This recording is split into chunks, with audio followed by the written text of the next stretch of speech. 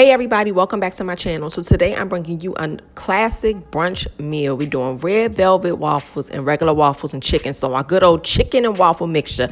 Guys, them temperatures going up in Maryland, so y'all know what that means. We about to be out in these streets and we gonna have some good old brunch. So first we want to start off with our chicken. I have 2 cups of buttermilk, and then I'm adding in 1 tablespoon of paprika, some salt and pepper to taste, some onion powder, some garlic powder, some ground thyme, some rosemary leaves, and some parsley flakes.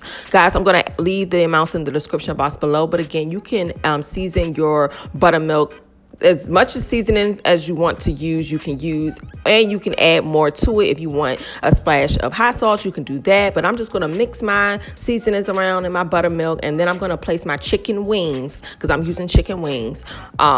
I'm going to place that into my buttermilk mixture for an hour, place it in the refrigerator, and we are set. Guys, you can use whatever type of part of the chicken you want.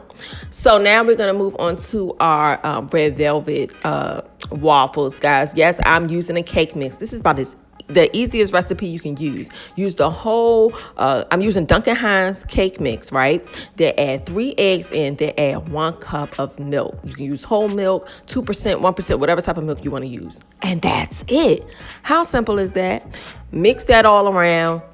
You want it to get to like a nice consistency, guys. I added in just 1 cup, maybe a little less than 1 cup, but you can add up to 1 cup because you don't want it to be too thin. Then your waffles won't come out looking fluffy, and we want fluffy because that's what we do on this channel. We do presentation.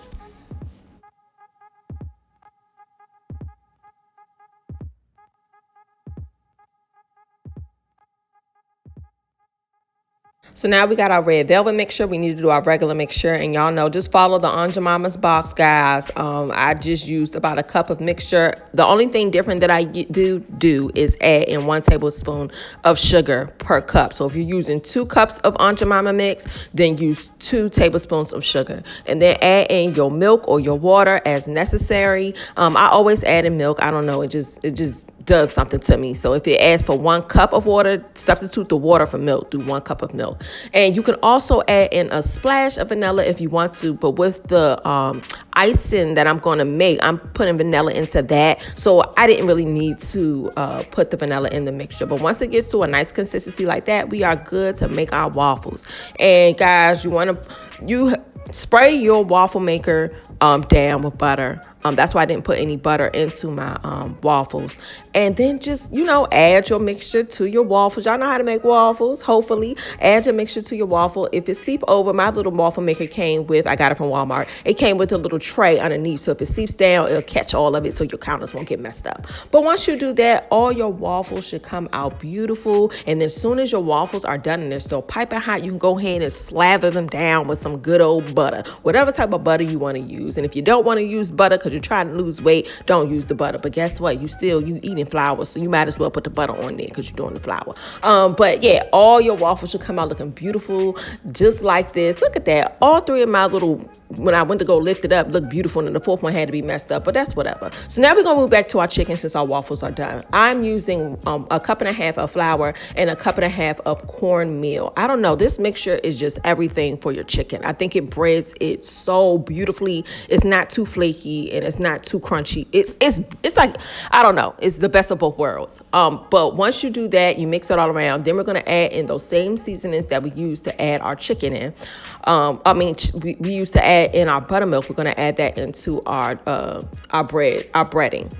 Mix that all around, and then, guys, we about to bread our chicken. So 1 hand for wet, 1 hand for dry. I actually did this successfully. How many times I done messed up on this channel trying to bread it using 1 hand for wet, 1 hand for dry. Never works out. But this time I was focused. I was not paying attention to what was on the TV. I succeeded. So I was able to bread all 5 of my chicken wings, and I just placed them on a plate, let them set. I have my oil going on my stove. I had it on like a level 6 on my stove, and I'm using vegetable oil to fry my chicken. And then we're going to be done. How quick and easy is that? Look at God. Won't he do it? Okay, so now we are ready to fry our chicken. So our grease is piping hot. I just threw some flour in there, and once it start, popping up, I know my grease is ready. I don't have like a temperature gauge, so that's my way.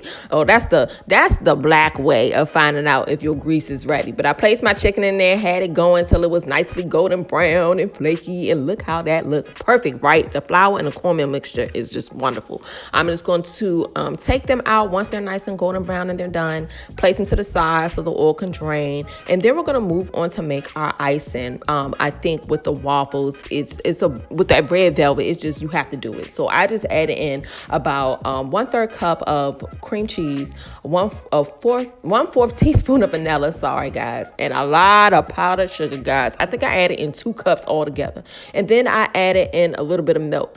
I added in total about a 1/2 cup of milk, whatever type of milk you want to use, and just mix that around. I like my icing to be kind of on a thicker side. So if you want yours to be thin, add in some more milk until you get it to your desired consistency. But as soon as my icing got like this, I was pretty much done. I was happy with it. And now we are ready for presentation time, because we all know presentation is key. So I'm going to start off with my waffles. I'm putting my red velvet waffles on one side of the plate, and then the other ones on the other side. And I'm going to put 2 chicken wings on each side. So 2 chicken wings just interlocked with each other on each side of the plate. Then I'm going to take that good old icing that we made, guys. This is I'm going to drizzle that on top, and then I'm going to throw in some powdered sugar. Drizzle that on, not drizzle, but shake it on top, and there you have it. Serve this with a side of syrup, and heat up your syrup. If you want to change the game, you have to heat up your syrup. You can't just pour the syrup on top. Heat that bad boy up in a microwave or a stove, and you got it. That's it. This is your classic brunch meal. Oh, you can also garnish it with some fresh fruit. I'm using blueberries, but you can use strawberries, whatever type of fruit you want to use. But that's it, guys. Our classic brunch. I'm so excited because the weather in Maryland is beautiful. I don't know where y'all from, but listen, our weather is crazy. Okay, it's very bipolar. So when we get nice weather, we gonna be out in these streets. So I'm so excited for brunch. I don't know. I'm thinking I might do a brunch special since I'm so excited about it. What y'all think? But that's it, guys. Be sure to like, comment, and subscribe. Make sure you guys are washing your hands, and I will see you guys at my next video.